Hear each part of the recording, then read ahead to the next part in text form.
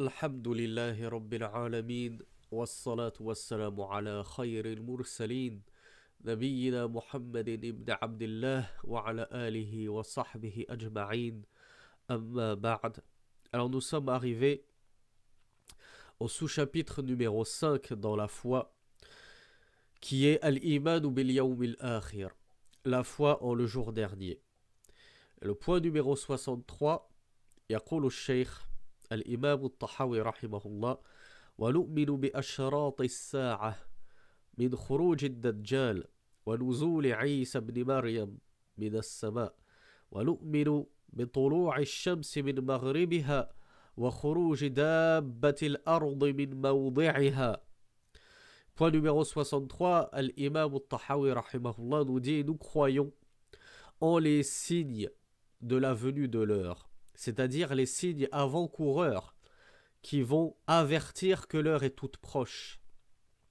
Et parmi ces signes, le cheikh nous dit: nous croyons en, par exemple, la sortie du Dajjal, c'est-à-dire l'antéchrist, le faux messie imposteur, et la descente de Jésus, fils de Marie, du ciel. Non seulement Jésus, alayhi salatu wassalam, va revenir à la fin des temps, mais il reviendra en descendant du ciel. Et comme l'a décrit le prophète sallallahu alayhi wa sallam, vêti de deux étoffes jaunes. Et nous croyons en la levée du soleil de l'Occident, comme nous l'avons dit dans le cours dernier, brièvement, alors que le soleil en général se lève, ou s'est toujours d'ailleurs levé, à l'Orient. Mais parmi les signes, et d'ailleurs ce sera le signe à partir duquel Allah subhanahu wa ta'ala n'acceptera plus la taouba de quiconque, n'acceptera plus le repentir de quiconque, le jour où le soleil se sera levé de l'Occident. Et parmi ces signes, nous croyons en la sortie de la bête de la terre, Dabbatul Ard. Et à ce sujet, c'est-à-dire au sujet de tous ces signes-là, car nous n'allons pas les détailler individuellement, sachant que on essaye au maximum de s'en tenir aux annotations de Cheikh Khalid Hafidhahullah. Donc lui n'a pas tenu à annoter cette partie-là.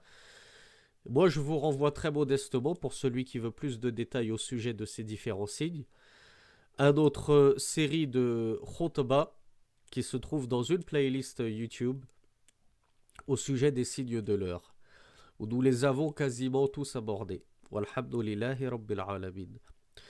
Et point numéro 64, وبعذاب القبر لمن كان له أهلا، يعني لمن كان يستحق هذا العذاب، وسؤال منكر ونكير في قبره عن ربه ودينه ونبيه على ما جاءت به الأخبار عن رسول الله وعن الصحابة رضوان الله عليهم. Le cheikh rahimahullah nous dit: et de la même façon nous croyons, telle est notre croyance, la croyance des gens de la Sunna et du groupe, nous croyons au châtiment de la tombe, qu'Allah subhanahu wa ta'ala nous en préserve tous. Na'udhu billahi min azab al-qabr wa min fitnati al-mahya wal-mamat wa min fitnati al-masih ad-dajjal. Donc l'imam al-Tahawi nous dit: nous croyons au châtiment de la tombe, nous croyons son existence et que c'est une chose véritable qui va vraiment se passer et qui se passe pour chaque défunt qui le mérite. L'imam al-Tahawi nous dit: liman kana lahu ahlan, c'est-à-dire qui mérite ce châtiment. Walhamdulillah, nous n'allons pas tous nous faire châtier dans la tombe, mais l'imam al-Tahawi nous dit: ceux qui mériteront le châtiment subiront un châtiment dans leur tombe. Et nous croyons de la même façon en l'interrogatoire des deux anges qui ont été, dont les prénoms ou dont les noms ont été rapportés dans la Sunna et qui sont Munkar wa Nakir, comme le rapporte le cheikh lui-même. Nous croyons donc en l'interrogatoire de ces deux anges. Où est-ce qu'il aura lieu? Le cheikh nous dit: fi qabrihi, dans sa tombe. Une fois que le défunt sera enseveli sous terre et gira dans sa tombe, alors Allah subhanahu wa ta'ala lui enverra deux anges qui le qui le questionneront. À quel propos, à quel sujet? Le cheikh nous dit à propos de son Seigneur, à propos de sa religion et à propos de son prophète, à propos de cet homme qu'on vous a envoyé. Qui est-il? Et ça aussi, nous l'avons détaillé dans les khutbahs. Et l'imam al-Tahawi nous dit, et nous croyons en cela, en vertu de tout ce qui nous est parvenu du messager d'Allah sallallahu alayhi wa sallam et des sahaba ridwanullahi alayhim à ce sujet. Point numéro 65, wal qabru rawdatun min riyadil jannah wa hufratun min hufarid niran. Point numéro 65, le cheikh nous dit, et la tombe est un jardin parmi les jardins du paradis.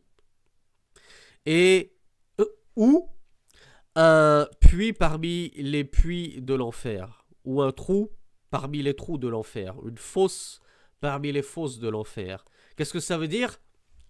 Ça veut dire que la tombe n'est ni plus ni moins qu'un avant-goût du paradis ou de l'enfer. Si tu es voué à être introduit au paradis, alors ta tombe sera un avant-goût de ta place au paradis.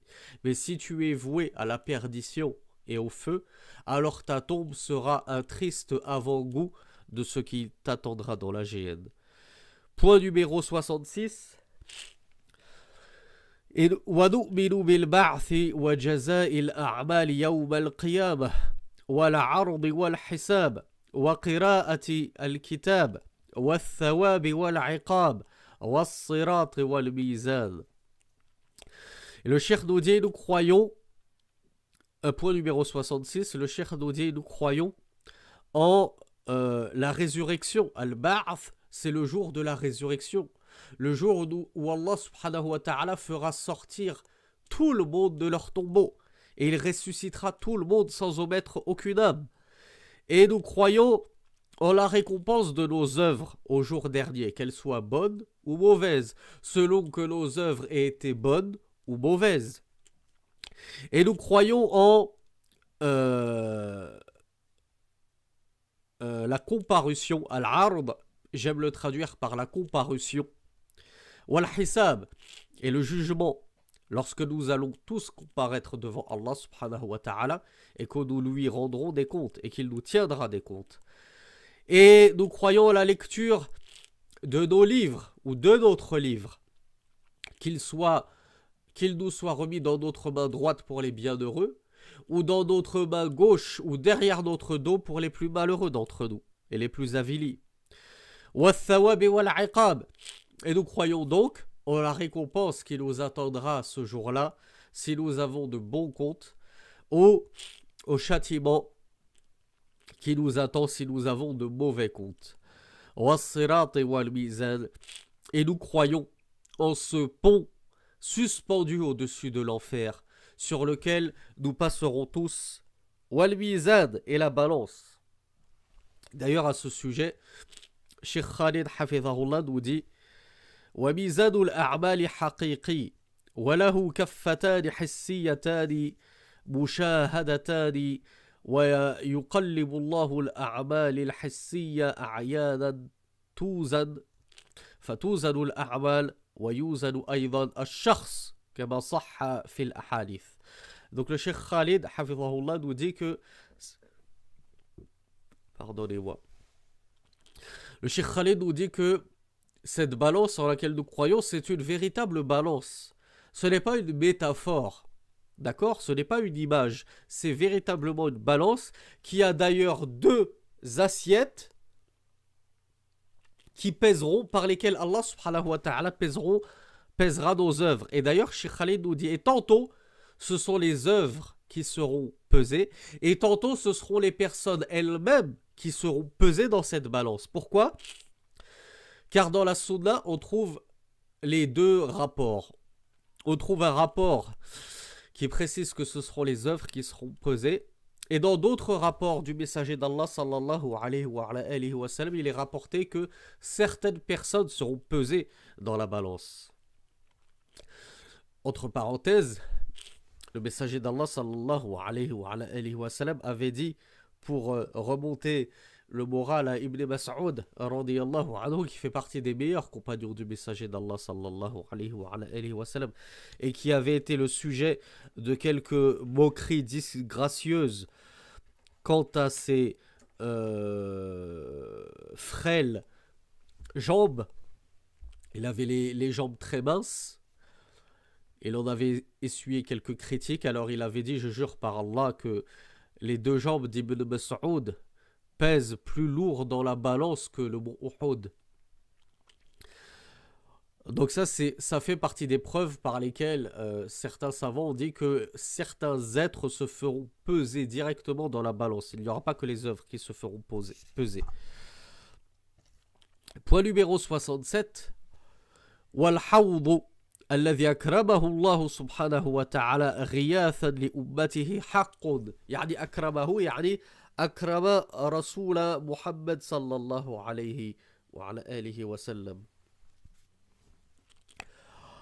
Point numéro 67. Et nous croyons également en le bassin dont Allah subhanahu wa ta'ala a honoré son plus illustre messager, Muhammad sallallahu alayhi wa alihi wa sallam, notre bien-aimé, afin que par lui, il abreuve une partie de sa communauté au jour dernier, lorsque nous serons assoiffés par les affres de ce jour et la proximité du soleil. Nous en avons brièvement parlé dans nos cours sur Minhaj al-Muslim, la voie du musulman, et dans une khutbah. Donc il nous dit, nous croyons en ce bassin. Encore une fois, ce n'est pas une métaphore, c'est un véritable bassin dont nous avons déjà donné les dimensions et les caractéristiques. Point numéro 68. وَالشَّفَاعَةُ الَّتِي إِدَّخَرَهَا لَهُمْ حَقٌّ كَمَا رُوِيَ فِي الْأَخْبَارِ. Point numéro 68. Et l'intercession de Muhammad sallallahu alayhi wa sallam, notamment, qu'il a tenu à garder précieusement pour ce jour dernier. Pour qui? Et en faveur de qui? En votre faveur, mes frères bien-aimés. En faveur des croyants et des musulmans et de la communauté du prophète Muhammad sallallahu alayhi wa sallam. Comme l'a dit le messager d'Allah sallallahu alayhi wa sallam, Allah subhanahu wa ta'ala a donné une invocation à chacun de ses messagers. Une invocation qu'ils pouvaient user comme bon leur semblait. Et Allah leur aurait donné. Et Muhammad sallallahu alayhi wa sallam a dit, tous les messagers ont usé de leur invocation fit dunya. Dans cette vie d'ici-bas, ils ont fait leur invocation. Et Allah leur a donné ce qu'ils ont demandé. Mais notre messager Muhammad sallallahu alayhi wa sallam a dit, sauf moi. Moi, j'ai gardé cette invocation pour ma communauté au jour dernier, afin de pouvoir intercéder en leur faveur auprès d'Allah subhanahu wa ta'ala. Fasallallahu alayhi wa ala alihi wa sallam tasliman kathiran. Point numéro 69.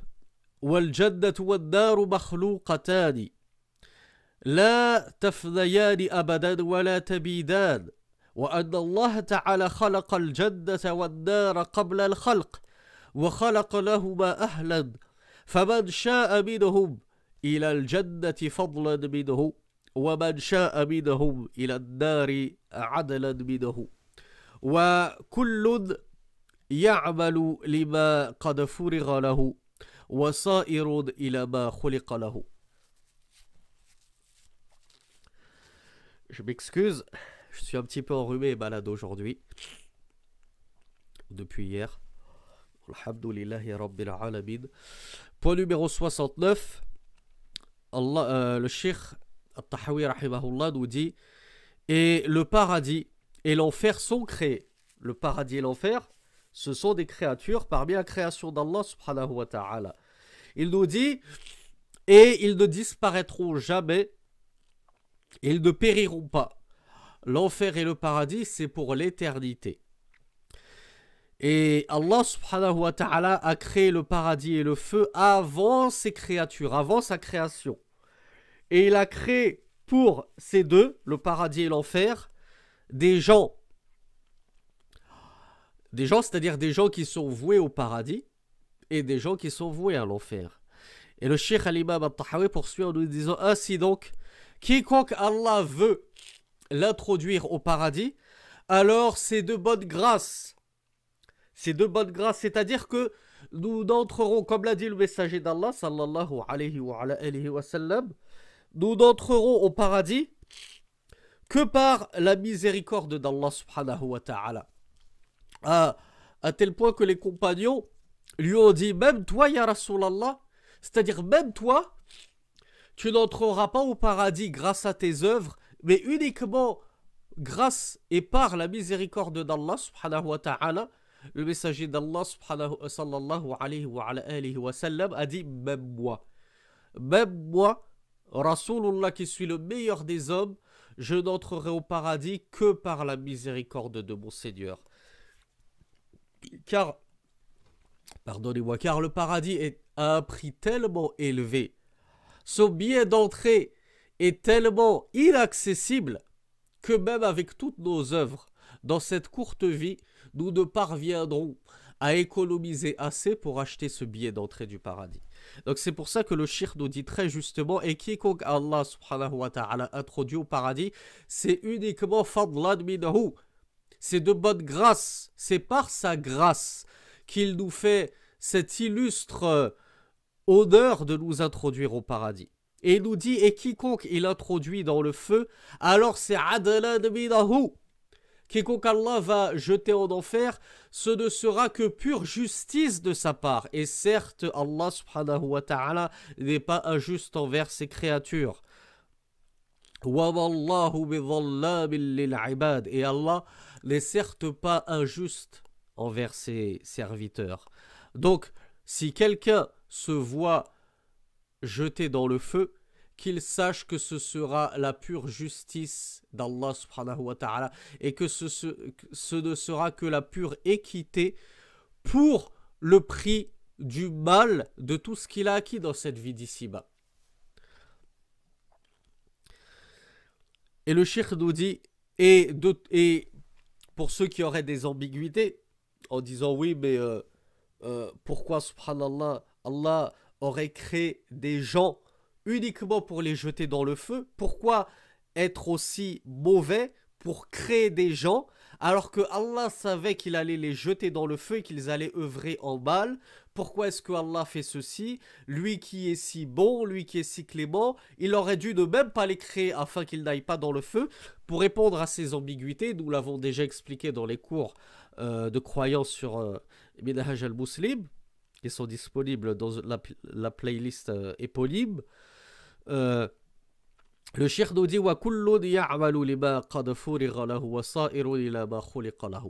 c'est-à-dire que nous tous nous œuvrons pour ce sur quoi Allah subhanahu wa ta'ala nous a créé. C'est-à-dire que c'est nous qui œuvrons.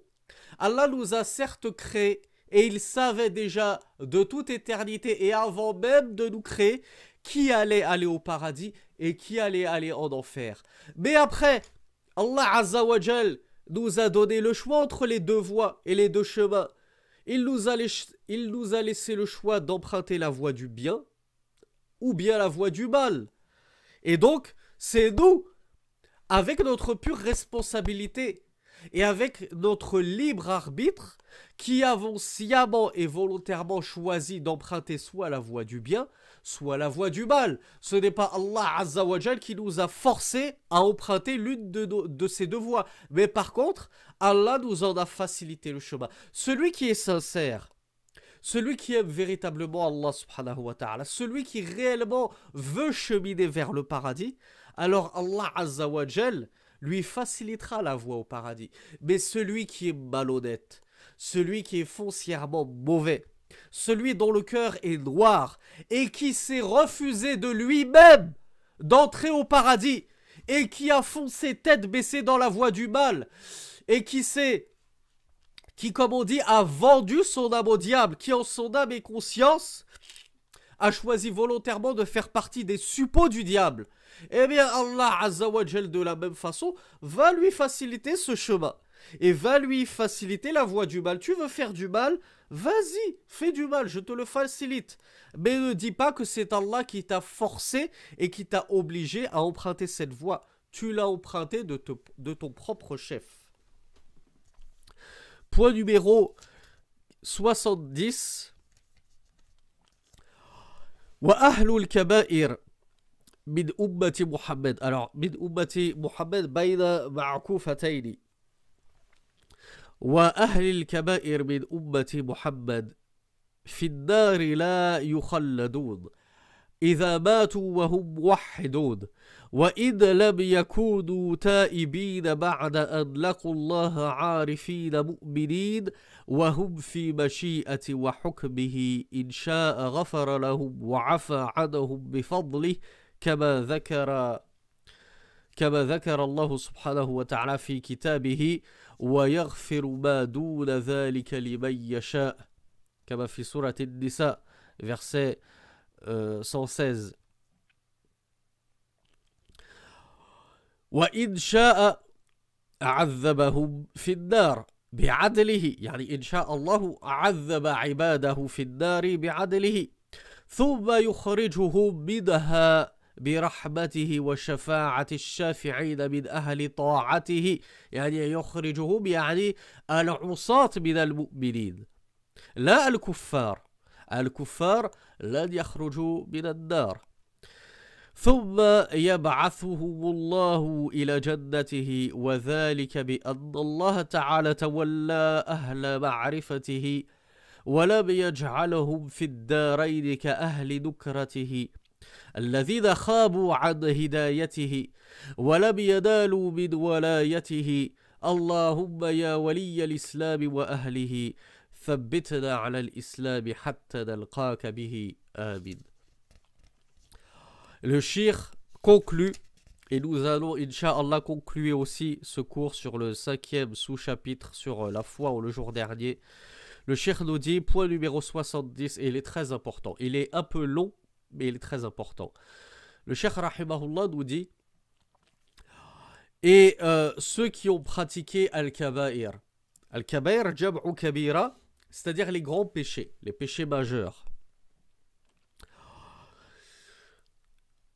Que par exemple, certains gens du livre appellent les 7 péchés capitaux. Hein, sachant que nous, les kabaïr, on n'en a pas que 7.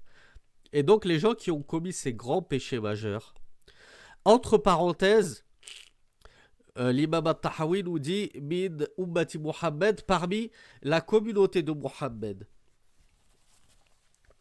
Et on dit entre parenthèses, car cette précision, min ummati Muhammad, elle ne se trouve pas dans tous les manuscrits et tous les exemplaires de la Aqidah Tahawiyya. Et on le verra pourquoi. On le verra pourquoi la parenthèse a toute son importance. Et que c'est assez dangereux d'avoir précisé ça entre parenthèses. Donc, point numéro 70, c'est les gens, et ceux qui ont commis des péchés majeurs, parmi la communauté de Mohammed, entre parenthèses, ils sont dans le feu, mais ils n'y résideront pas. Alors attention, ils sont dans le feu, mais ils n'y résideront pas. Il faut lire jusqu'au bout. La phrase n'est pas terminée. Sont, on va dire, éventuellement dans le feu, et n'y résideront pas, s'ils sont morts alors qu'ils sont muwahhidoun. Donc avec at-tawhid, s'ils sont morts avec la foi et la croyance en le tawhid. إِذْ لَمْ يَكُونُوا تَائِبِينَ بَعْدَ أَنْ لَقُوا اللَّهَ عَارِفِينَ مُؤْمِنِينَ. Ils iront dans le feu s'ils n'ont pas fait taouba, s'ils ne se sont pas repentis de leurs péchés majeurs. Et ceci après avoir rencontré Allah subhanahu wa ta'ala mu'minin, en étant croyants, wa arifin. Et wahum fi mashi'atihi wa hukmihi. Et ça c'est la fin de la phrase qui est importante. Donc tout ce qu'on vient de lire depuis le début est absolument tributaire de la fin de la phrase. Wahum fi mashi'atihi, c'est-à-dire, et ils sont sous la volonté d'Allah subhanahu wa ta'ala et son jugement. Insha'a ghafara lahum, si Allah le veut, il leur pardonne et leur fera miséricorde de sa bonne grâce. Comme Allah subhanahu wa ta'ala nous le dit dans Surat An-Nisa, les femmes, وَيَغْفِرُ مَا دُونَ ذَلِكَ لِمَنْ يَشَاءُ. Et il pardonne en dehors de cela, c'est-à-dire en dehors du kufr, en dehors de la mécréance et du shirk et du polythéisme. Il pardonne tout en dehors de cela pour qui il veut. Pour qui il veut, Allah pardonne, subhanahu wa ta'ala, à partir du moment où il n'était ni kafir ni mushrik. Et si Allah le veut, alors il le punira. Qui? C'est-à-dire ce croyant qui a commis des kaba'ir, qui a commis des péchés majeurs. Si Allah le veut, il le punira dans le feu bi'adlihi, par justice. Car c'est la justice. Allah subhanahu wa ta'ala t'a commandé son obéissance et il t'a défendu de lui désobéir. Donc toi, tu étais musulman, tu étais croyant certes, mais tu as lourdement péché au point de tomber dans des grands péchés, des péchés majeurs. Alors Allah subhanahu wa ta'ala, par justice, il va te punir. De la même façon que toi, lorsque tu commandes quelque chose à ton enfant et qu'il te désobéit, tu lui donnes une fessée ou tu le mets au coin. En gros, tu lui donnes une punition. Eh bien, Allah subhanahu wa ta'ala, lui aussi, est libre de sa bonne volonté, soit de pardonner à ses serviteurs désobéissants, soit de les rétribuer pour le mal qu'ils ont fait par un séjour en enfer d'une durée qu'Allah subhanahu wa ta'ala seul connaît. Puis, il les en fera sortir par sa miséricorde, c'est-à-dire il les fera sortir, ces deux obéissants, à qui il n'aurait pas pardonné et qu'il aurait jeté dans l'enfer, il les en fera sortir car ils étaient mu'minin, car ils étaient croyants malgré tout, par sa miséricorde et aussi par l'intercession des intercesseurs parmi les gens de la vertu et de l'obéissance d'Allah. Puis, il les fera rentrer au paradis. Et ceci car Allah subhanahu wa ta'ala est l'allié des gens de sa connaissance. Et nous expliquerons et nous lirons une petite annotation par rapport à cette parole. Allah est l'allié des gens de sa connaissance. Et il ne les a pas... et Allah subhanahu wa ta'ala ne se comportera pas envers eux comme il se comportera dans les deux vies, c'est-à-dire la vie d'ici-bas et la vie de l'au-delà, comme il se comportera avec les gens qui ont mécru en lui. Les gens qui ont renié Allah subhanahu wa ta'ala. Donc ne vous inquiétez pas, ô vous musulmans, ô vous croyants, Allah subhanahu wa ta'ala ne traitera aucun croyant comme il traitera les incroyants et les incrédules et les infidèles. Ceux qui justement ont désespéré de la guidée d'Allah subhanahu wa ta'ala. Et ceux qui n'ont pas atteint sa walaya, son alliance, qui ont rejeté son alliance d'ailleurs. Et le cheikh poursuit avec une belle dua où il nous dit Allahumma ya wali al-islam wa ahlihi thabbitna ala al-islam hatta nalqaka bihi. Wallah, raffermis-nous sur l'islam, sur cette religion qu'est l'islam, jusqu'à ce que nous te rencontrions. Voilà pourquoi nous concluons en disant Amin. Alors, je reviens brièvement sur ce point car il était très long. Peut-être que j'en ai embrouillé certains en lisant tout d'un coup, donc je tiens à récapituler et à paraphraser le cheikh avec mes propres mots. En gros, l'imam At-Tahawi rahimahullah nous dit les gens qui ont commis des péchés majeurs, ahlul kaba'ir, ils sont sous le coup de la volonté d'Allah subhanahu wa ta'ala. Alors les gens qui ont commis des péchés majeurs parmi les croyants, hein, on ne parle pas des kuffars, on ne parle que des mu'minoun, les croyants qui malgré qu'ils ont la foi, qu'ils croient en Allah subhanahu wa ta'ala, ils commettent des péchés majeurs. Par exemple, la fornication, la consommation d'alcool, l'usure, un riba, etc., etc., etc. Ces croyants, quel est leur sort? Est-ce qu'ils vont aller en enfer? Est-ce qu'ils vont aller au paradis? Est-ce qu'ils vont aller entre deux mondes? Quel est leur sort? Le shirk nous dit, et quand je dis le shirk nous dit, c'est la croyance des gens de la sunna, hein. C'est la croyance des gens de la sunna et du groupe, aqidatu ahli sunna wal jama'a, c'est que ces gens-là, ces pécheurs, ces transgresseurs, mais croyants, malgré tout, ils sont sous la volonté d'Allah subhanahu wa ta'ala. Si Allah le veut, il leur pardonnera. Et alors, ils entreront directement au paradis. Par quoi? Par leurs bonnes actions, alors qu'ils ont commis d'énormes mauvaises actions. Le cheikh nous dit, ils entreront au paradis par la grâce et la miséricorde d'Allah. Il les absoudra et il leur pardonnera leurs méfaits et il leur fera intégrer les jardins des délices. Alors qu'ils ont pourtant commis des péchés majeurs. Ça, c'est Allah qui le décide, pour qui il le veut, par sa volonté et sa sagesse. Ou alors, Allah subhanahu wa ta'ala peut choisir de les châtier. Par quoi? Bien par justice et équité. Je vous ai commandé mon obéissance, vous m'avez désobéi, alors je vous punis. C'est la justice pure et dure. La justice divine d'Allah subhanahu wa ta'ala ne connaît justement aucune faille et aucune injustice. Et certes, Allah subhanahu wa ta'ala n'est ni transgresseur ni oppresseur. Donc ces gens qui ont commis des péchés majeurs, si Allah le veut, il leur pardonne. Mais si Allah le veut, il ne leur pardonne pas ces péchés tout de suite. Et il les jettera en enfer afin justement de les purifier de ces péchés majeurs. Et après un certain laps de temps en enfer, déterminé par Allah subhanahu wa ta'ala, si Allah le veut, il te fera séjourner 1 seconde en enfer. S'il le veut 1 jour, s'il le veut 1 semaine, s'il le veut 1 mois, s'il le veut 1 an, s'il le veut 1000 ans, c'est Allah subhanahu wa ta'ala qui décide. C'est lui le chef suprême. Mais après ce séjour en enfer, est-ce que tu vas y résider éternellement, toi le croyant pécheur qui a commis des grands péchés? Le shir nous dit non. Vous les croyants, vous les musulmans, vous ne résiderez jamais pour l'éternité en enfer. Qui est-ce qui réside pour l'éternité en enfer? Les incroyants, les infidèles, les incrédules, les associateurs, les polythéistes, al-kuffar ou al-mushrikoun. C'est eux qui résideront pour l'éternité en enfer et ils n'en sortiront jamais. Et le shir nous dit, mais Allah ne se comportera pas avec les croyants comme il se comportera avec les infidèles. Et Allah Azza wa Jal lui-même dans le Coran nous dit, allons-nous traiter les croyants comme nous traitons les kuffars?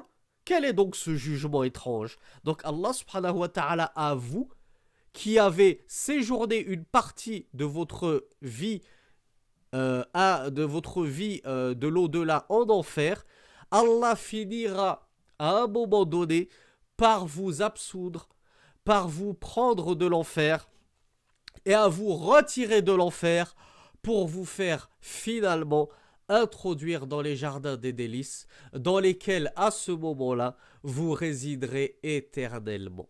Donc voilà la croyance des gens de la Sunna concernant Ahlul Kaba'ir, les gens qui ont commis des péchés majeurs parmi les croyants.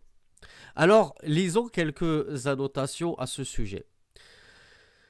L'imam Al-Albani rahimahullah nous dit Ma bayna al-ma'koufatayni. Et je rappelle que ce qu'il y a entre guillemets, c'était min ummati Muhammad, parmi la communauté de Muhammad. Les gens qui ont commis des grands péchés, le shir a tenu à préciser parmi la communauté de Muhammad sallallahu alayhi wa sallam.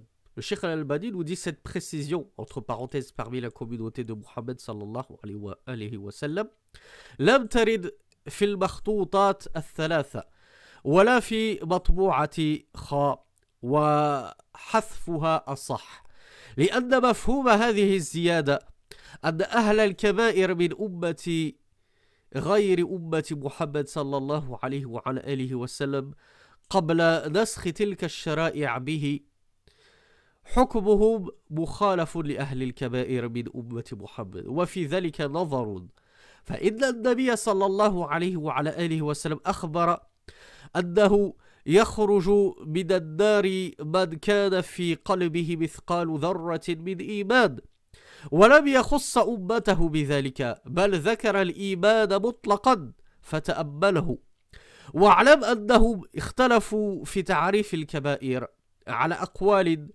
أمثلها أنها ما يترتب عليها حد أو توعد عليها بالنار أو اللعنة أو الغضب وراجع الشرح يعني شرح الإمام ابن أبي العز ومجموع الفتاوى لشيخ الإسلام ابن تيمية, notamment le tome numéro 11 page 650.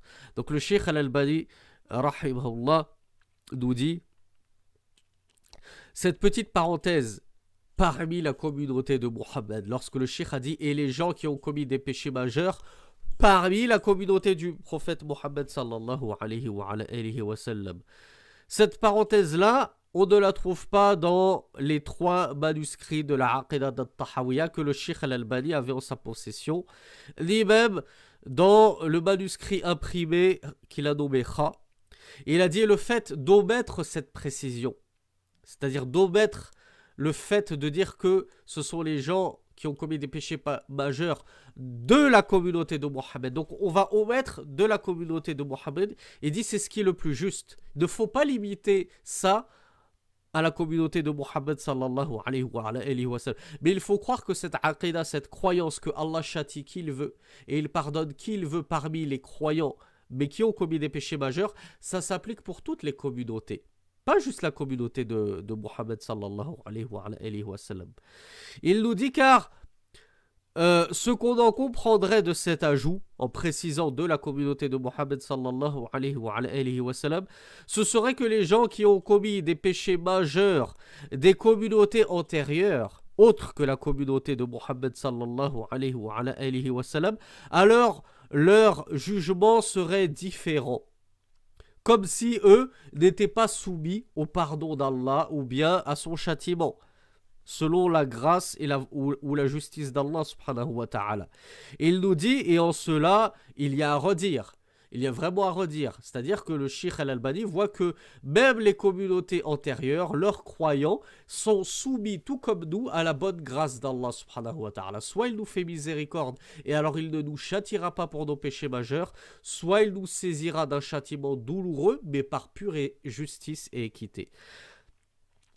Et le Cheikh al-Albani rahimahullah nous dit, ceci est venu dans un hadith où le messager d'Allah a dit, sallallahu alayhi wa sallam, sortira du feu quiconque a dans le cœur le poids d'un grain de moutarde. Alors dhurra, il faut savoir que dans la langue arabe, précisément dhurra ya'ani saghirun nabla.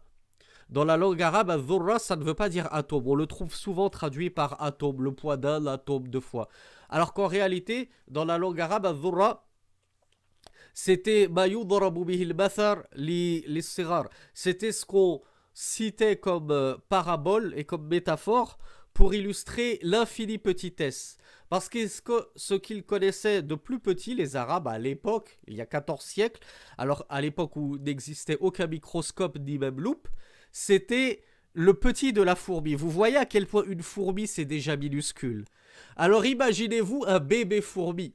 C'est ce que l'œil humain peut déceler de plus infiniment perceptible. Donc, dans ce hadith, Rasulullah nous dit, sortira de l'enfer celui qui a le poids donc d'un atome ou bien le poids équivalent au petit de la fourmi 2 fois. Donc le Cheikh al-Albani nous dit, donc le prophète Mohammed sallallahu alayhi wa sallam n'a pas précisé que ce sort était réservé uniquement à sa umma, à sa communauté, et que les autres communautés qui seront jetées en enfer, elles ne disposeront pas du même sort. Puis, Cheikh al-Albani nous explique, rahimahullah, qu'est-ce que al-kabira? C'est quoi un péché majeur? Par quoi définit-on un péché majeur? Il nous dit, les savants ont divergé à ce sujet. Ils ont donné pléthore d'explications et d'interprétations. Il nous dit, et la plus correcte et la meilleure définition est certainement qu'un péché majeur est ce duquel va découler un had, un châtiment. Par exemple, quel est le had, le châtiment, la punition de celui qui va boire de l'alcool, c'est par exemple 80 coups de fouet. Quel est le châtiment de celui qui va pratiquer l'adultère? C'est la lapidation, ar-rajm. Donc tout ce pourquoi Allah subhanahu wa ta'ala a fixé un châtiment, tu sais que c'est un péché majeur. Il nous dit, ou alors toute chose pour laquelle Allah subhanahu wa ta'ala a menacé du feu son auteur, s'il la commet. Allah subhanahu wa ta'ala a dit, et quiconque fait ceci, alors le feu sera sa destination. Donc on sait que si tu fais cela, cette chose-là, c'est un péché majeur, c'est pas un péché mineur, c'est pas une sarira minas sarair. Il nous dit, ou bien la la'na, tout ce pourquoi Allah subhanahu wa ta'ala a dit qu'il allait en maudire ses auteurs, alors tu sais que c'est un péché majeur. Par exemple, Allah subhanahu wa ta'ala a dit, plutôt le messager d'Allah sallallahu alayhi wa sallam a dit que toute femme qui va par exemple s'épiler les sourcils ou toute personne qui va se faire des tatouages, etc., ils encourent la malédiction d'Allah. Donc si malédiction d'Allah il y a, on sait alors que ça veut dire que c'est un péché majeur. Et enfin, l'imam Al-Bani nous dit awil ghadab, ou bien la colère d'Allah. Si Allah te dit et quiconque commet cela, alors il encourt la colère d'Allah, ghadiballahu alayhi, on sait que ça veut dire que ce qu'il a fait c'est un péché majeur. Donc voilà, d'après Cheikh Al-Albani, quelle est la meilleure définition du péché majeur. Ensuite, l'imam Al-Albani rahimahullah nous dit au sujet de la parole de l'imam At-Tahawi rahimahullah, إِذْ لَمْ يَكُونُوا تَائِبِينَ بَعْدَ أَنْ لَقُوا اللَّهَ عَارِفِينَ. Donc l'imam At-Tahawi il a dit, ces gens-là seront sous le coup de la bonne grâce d'Allah ou de son châtiment s'ils ne se sont pas repentis de leurs péchés. Car comme on l'a vu dans les cours précédents, je ne sais plus si c'est dans cette série de cours ou dans la voie du musulman, mais vous le savez très certainement, je l'espère pour vous, que at-ta'ibu kaman la dhanba lahu. Comme l'a dit le messager d'Allah sallallahu alayhi wa sallam, celui qui se repent est tel celui qui n'a pas de péché. Allah subhanahu wa ta'ala te pardonne ton péché, quand bien même il serait majeur, quand bien même il serait énorme, si tu lui fais taouba, si tu lui offres un repentir. Donc si tu te repens d'un péché majeur, Allah te pardonne et il ne te punira pas pour cela en te jetant en enfer. Mais ceux qui seront éventuellement jetés en enfer parmi les croyants, eh bien ce seront des gens qui auront commis des péchés majeurs et qui ne s'en seront pas repentis avant que la mort ne les surprenne. Et qu'Allah subhanahu wa ta'ala nous permette de lui vouer un repentir sincère avant qu'il nous rappelle à lui. Le Cheikh Al-Albani nous dit, donc l'imam At-Tahawi a dit, إِنْ لَقُوا اللَّهَ عَارِفِينَ. S'ils rencontrent Allah, Arifin, c'est-à-dire avec la connaissance du tawhid. Et ça, c'est une définition, comme nous allons le voir, fausse et tronquée. L'imam Al-Albani, rahimahullah, nous dit عن إثبات لفظ مؤمن بعد عارف, car le shir, dans certaines versions de sa aqidah, on trouve Arifin mu'minin, et dans d'autres versions de sa aqidah, on trouve juste Arifin. Donc dans certaines versions, on trouve ceux qui ont rencontré Allah avec la connaissance et la croyance, et dans d'autres versions des manuscrits, on trouve juste ceux qui ont rencontré Allah avec la connaissance et sans préciser et la croyance, al-iman. Donc le shir Al-Albani nous dit عن إثبات لفظ مؤمنين بعد عارفين وهي زيادة هامة لم تثبت في بعض النسخ ومنها نسخة الشارح أي ابن أبي العز الحنفي رحمه الله. فقد قال أي الشارح وقوله عارفين لو قال مؤمنين بدل العارفين لكان أولى لأن من عرف الله سبحانه وتعالى ولم يؤمن به فهو كافر وإنما اكتفى بالمعرفة وحدها الجهم وقوله مردود باطل. Donc le Cheikh Al-Albani rahimahullah nous dit cet ajout après Arifin de Mu'minin, on ne le trouve pas dans toutes les versions des manuscrits. Et le Sharih, celui qui a fait l'explication de la Aqidah Tahawiyya, justement Ibn Abil Aiz al-Hanafi, nous dit le fait de préciser ou d'avoir dit mu'minin plutôt que connaissant, donc croyant plutôt que connaissant, ça aurait été meilleur. Car la connaissance d'Allah ne fait pas de toi un croyant si tu ne crois pas en lui. Mais tu n'en demeures pas moins mécréant. Si tu connais Allah, tu sais que, tu sais que Allah subhanahu wa ta'ala existe. Tu sais que Allah est ton Seigneur. Tu sais que Allah est le seul et unique Dieu. Mais tu refuses d'y ajouter foi. Tu ne veux pas croire en cela. Juste tu le sais. Les savants nous disent, cela ne fait pas de toi un croyant. Cela ne te fera pas entrer au paradis. Et ceci est la définition d'Al-Jahm ibn Safwan. Al-Jahm, qui était justement le père des Jahmites, C'est lui qui disait qu'est-ce que la foi? La foi, c'est la connaissance. Al-ma'arifa. Ça, c'est entièrement faux. Mais on a vu que la foi, c'est une profession. C'est une parole par la langue, ou des paroles par la langue. Et une reconnaissance par le cœur, al-iqrar, et des œuvres et des actes.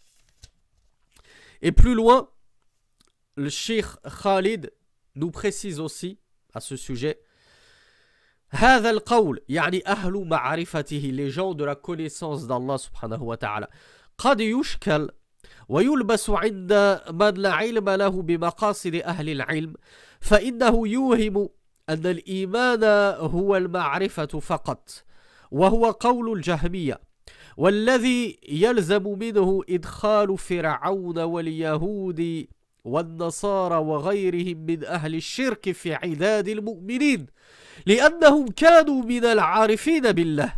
أضف إلى هذا أن هذا القول يشبه تعبيرات الصوفية والمتكلمين من أصحاب عقيدة وحدة الوجود الذين يجعلون أعلى مرتبة من مراتب الإيمان هي مرتبة الإيمان بربوبية الله مما يؤمن به كافة الناس. وهذا قول خالد وقد خالفه بعض العلماء.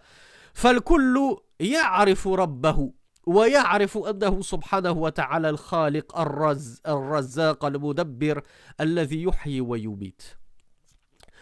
Donc le Cheikh Khalid, rahimahullah, nous dit au sujet de cette parole, la connaissance d'Allah. Au lieu de dire la foi en Allah, l'imam al-Tahawi a plutôt préféré dire ceux qui connaissent Allah, au lieu de dire ceux qui croient en Allah. Cheikh Khalid nous dit cette expression est très très ambiguë et elle pourrait perdre beaucoup de monde. Pourquoi? Cheikh Khalid nous dit car elle laisserait à penser que la foi c'est uniquement la connaissance, alors que nous on a dit la foi c'est une profession par la langue, des paroles, c'est une reconnaissance certes du cœur, mais c'est aussi des actes. C'est trois piliers la foi. C'est pas juste le fait de connaître que Allah c'est ton Seigneur. Il nous dit car, et ceci est la parole des Jahmiya, des Jahmites, il nous dit car cette parole implique que rentreraient dans la sphère des croyants Pharaon et les Juifs et les chrétiens. Pourquoi? Car eux ont connu Allah. Pharaon a connu Allah. Les chrétiens connaissent Allah. Les Juifs connaissent Allah. Mais le problème, c'est qu'ils refusent d'y ajouter foi. Ils refusent d'adhérer à la religion d'Allah. Mais Pharaon, comme Allah Azza wa Jal le dit dans le Coran, il était muqinun. Il est en son fort intérieur, il avait la certitude qu'Allah existait et que tout ce que Moussa lui apportait était la pure vérité. Donc, il ne suffit pas d'avoir la certitude que c'est vrai et que l'islam est vrai, il faut y adhérer et il faut embrasser cette religion pour faire partie des croyants. Voilà pourquoi les Juifs qui, à l'époque du prophète sallallahu alayhi wa sallam, reconnaissaient et savaient que ce que Muhammad sallallahu alayhi wa sallam leur rapportait était la vérité. Mais ils refusaient de se soumettre à Allah et d'embrasser cette religion qu'est l'islam. Ils refusaient de se convertir à l'islam, et bien cela n'en a pas fait des croyants.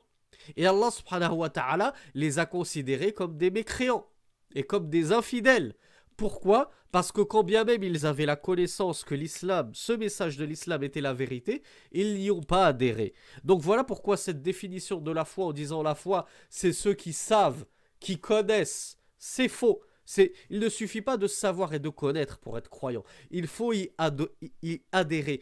Par ta parole, ashhadu an la ilaha illallah, je témoigne, je le témoigne haut et fort, qu'il y a d'autres divinités si ce n'est Allah, et je mets en pratique.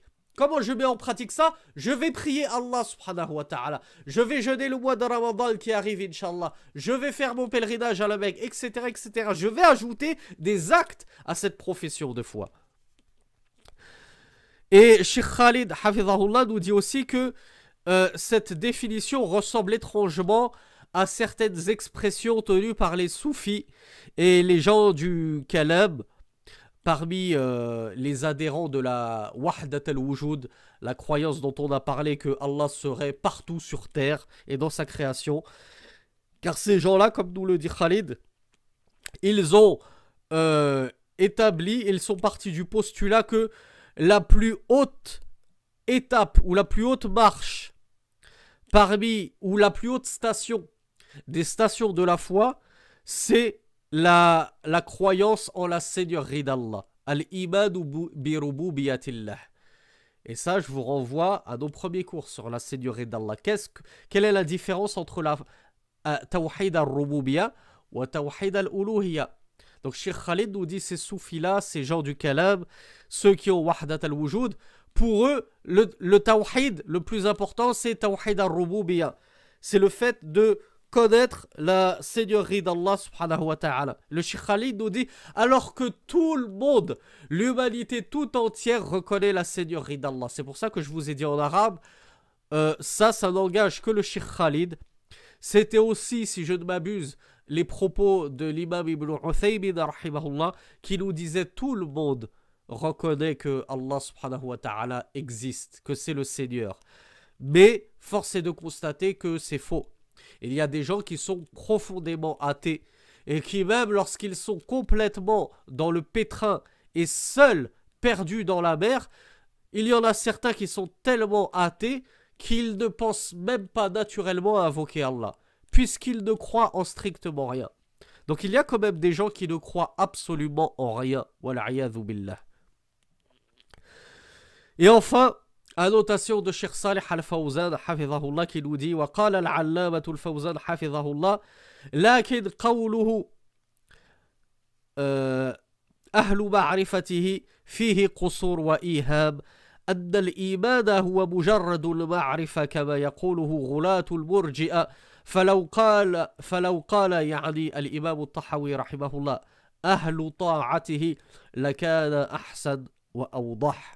Et enfin l'imam Fawzan, lui aussi, il va de sa petite annotation semblable à celle d'Al-Albani et celle de Cheikh Khalid Uthman hafidhahumullah wa rahimallahu mawtahum, en nous disant, et la parole de l'imam al-Tahawi lorsqu'il a dit que ce sont les gens de la connaissance qui seront épargnés de l'éternité en enfer, il nous dit c'est une parole très ambiguë et très vague, qui pourrait laisser à penser que le simple fait de connaître son Seigneur, alors c'est ça la foi.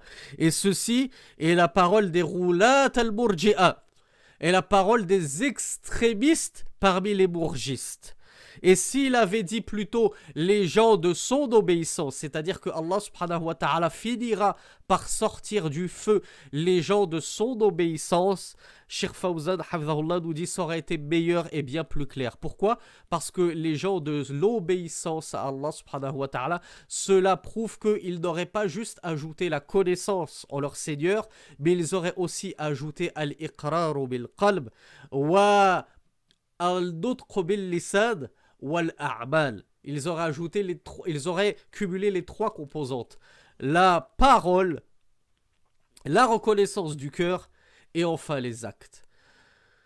أقول قولي هذا وأستغفر الله لي ولكم وصل اللهم على نبينا محمد والحمد لله رب العالمين والسلام عليكم ورحمة الله وبركاته.